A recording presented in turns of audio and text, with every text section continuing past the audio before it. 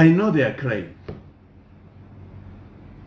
My fellow citizens, under COVID rules, we have been advised on how to mourn and how to assemble. And as a result of the COVID rules, the number of days now it has been accepted that you cannot mourn more than 3 days.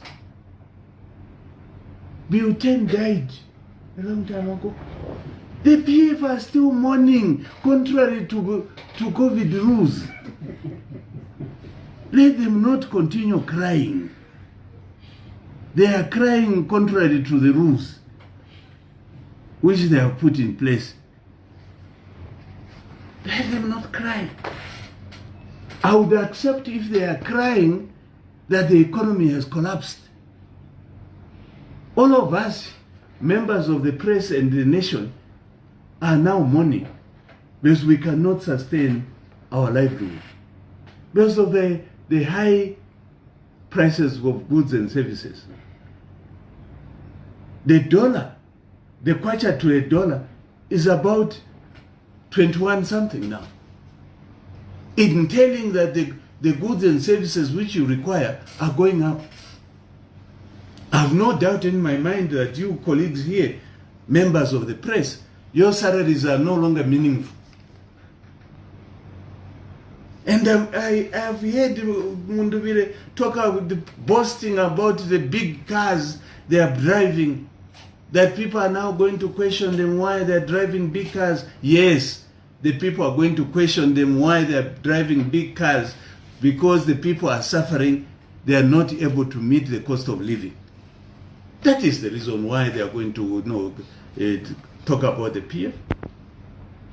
I would like to call upon the youths of this country, the women of this country, and the disabled, that the only party that is able to look after them is the incoming government of Hakainde Hichilema and the UPND. The youths are now suffering under the PF because they have failed the economy. They have failed to govern. They have denied the youths to associate. There is poor governance in this country. Members of the press, do you believe that the rights of youths and women and the disabled will improve by having 5 members of parliament who are coming from the youths or the disabled? The answer is no.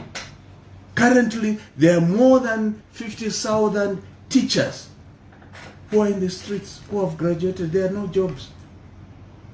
There are more than 200,000 graduates every year who come out of colleges who can't find jobs. You go to the hospitals, there's no medicine. Those are the issues that affect the people of this country. The issue of who will be a member of parliament at an appropriate time will be addressed through a proper forum, through proper consultation with all the stakeholders. And that is why this bill failed, is because there was no proper consultation.